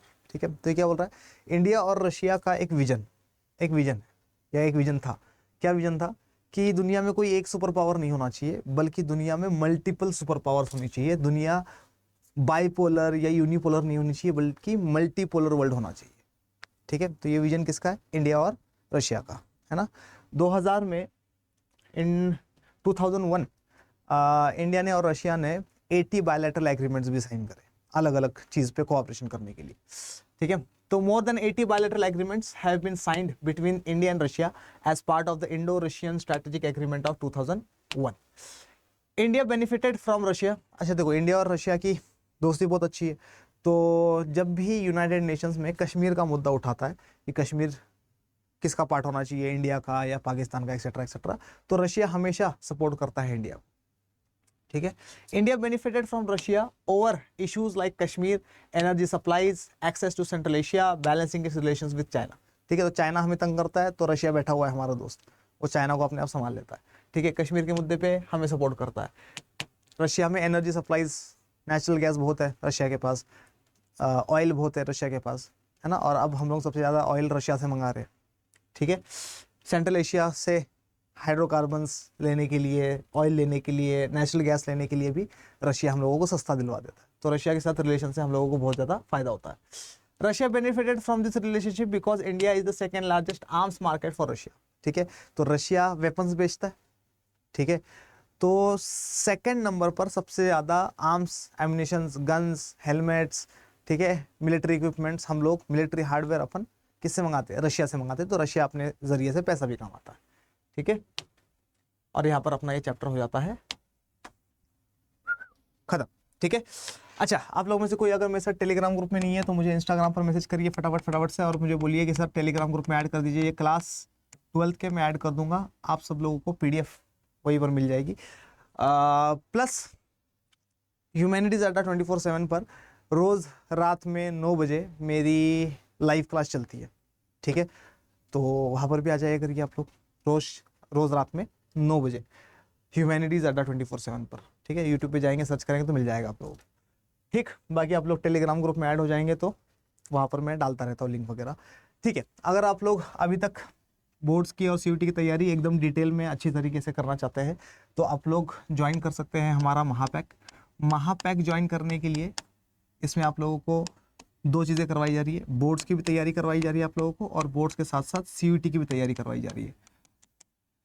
ठीक है, अगर आप लोगों को boards और CUET दोनों की तैयारी करनी है तो आप लोग क्या करिए, आप लोग जुड़ जाइए हमारे साथ महापैक में आप लोगों को English, Hindi, history, geography, political science, economics, legal studies, current affairs, strategy के क्वांट्स और रीजनिंग जैसे सारे के सारे सब्जेक्ट्स करवाए जा रहे हैं, जिससे कि आप लोगों को बहुत ज़्यादा फायदा होने वाला है. ठीक है, बोर्ड्स में भी फायदा होगा, सीयूटी में भी फायदा होगा। सर ये बैच कब तक चलेगा? ये बैच चलेगा जब तक सीयूटी 2025 का एग्जाम खत्म नहीं होता है, ठीक है। बाद में देखने वाले लोग, ठीक है, 2026, 27, 28 वाले लोग भी इस बैच को ले सकते हैं, ठीक है, जब भी आप लोग वीडियो देखेंगे। खैर अभी तो 2025 की बात करते हैं। तो महापैक अगर आपको चाहिए तो आप लोग इसमें डिस्काउंट पाने के लिए Y742 का कोड इस्तेमाल कर सकते हैं। इससे आपको बहुत सारा डिस्काउंट मिलेगा। ये मेरा अपना कोड है, ठीक है। तो जब भी आप लोग लो, जिसको भी बैच लेना है, आप लोग मुझे इंस्टाग्राम पर मैसेज करके बता सकते हो कि सर हमें लेना है बैच, या फिर आप लोग मुझे डायरेक्टली Y742 कोड लगा कर भी बैच ले सकते हो। सर कैसे ले इस बैच को? तो इस बैच को लेने के लिए कुछ नहीं करना अपने को जाना है अड्डा 24/7 की वेबसाइट पर। कहाँ की वेबसाइट? यहाँ जाइए गूगल बाबा के पास और यहाँ जाके लिखिए अड्डा 24/7, ठीक है। जैसे अड्डा 24/7, अरे ये क्या खुल गया, जैसे अपन अड्डा 24/7 लिखेंगे यहाँ पर, वैसे ही वेबसाइट आ जाएगी। वेबसाइट पर अपन करेंगे क्लिक। जैसे ही क्लिक करेंगे वेबसाइट पर, ऑल कोर्सेज का ऑप्शन दिखाई देगा, इस पर क्लिक करेंगे अपन। UG and PG entrance exam का ऑप्शन दिखाई देगा, इस पर क्लिक करेंगे। सीयूटी यूजी का ऑप्शन दिखाई देगा, इस पर क्लिक करेंगे। सीयूटी आर्ट्स का ऑप्शन दिखाई देगा, इस पर क्लिक करेंगे। और अपन थोड़ा सा अगर नीचे चलेंगे तो अपने को पता चलेगा कि अपने पास यहाँ पर 2 महापैक है। सर क्या डिफरेंस है इन दोनों महापैक में? इन दोनों में डिफरेंस बस ये है कि इसमें किताबें मिलती है, इसमें किताबें नहीं मिलती है। क्लासेस दोनों में सेम है ना। सबसे फ़ायदा इसी बैच से होता है और सबसे ज़्यादा सिलेक्शन भी इस बैच से आता है, ठीक है। बुक्स लेनी है नहीं लेनी है वो आपकी मर्जी है। मान लो आप लोगों को बुक्स नहीं लेनी है तो इस पर क्लिक करिए, ठीक है। देखिए ज़रा कितने रुपए का बैच है, 53,000 का। इतना महंगा नहीं दूंगा मैं तुम्हें, है ना। कोड बताया मैंने तुम्हें Y742 का, ठीक है। Y742 कोड इस्तेमाल करना है। कैसे याद रखेंगे अपन इस कोड को? अड्डा 24/7 का उल्टा है Y742। और इसको अपन क्या करेंगे, इसको अपन अप्लाई करेंगे। जैसे ही अपन अप्लाई करेंगे Y742 तो अपने 10,660 रुपये में अपने को ये वाला बैच मिल जाएगा, जो कि आप लोगों के साथ एग्जाम होने तक चलेगा, ठीक है। एग्जाम होने के बाद भी चलेगा क्योंकि बाकी भी एंट्रेंस एग्जाम होते हैं ना, उसके लिए भी, ठीक है। चलो तो आशा करता हूँ आज वाली क्लास आप लोगों को बहुत बहुत बहुत बहुत बहुत ज़्यादा पसंद आई होगी। पसंद आई है तो इसको लाइक करिए, शेयर करिए, कमेंट में बताइए कि आज वाली क्लास आप लोगों को कैसी लगी। मिलते हैं अपन अगले वन शॉट के साथ। तब तक के लिए मोइन पठान आप सबसे कहता है जय हिंद।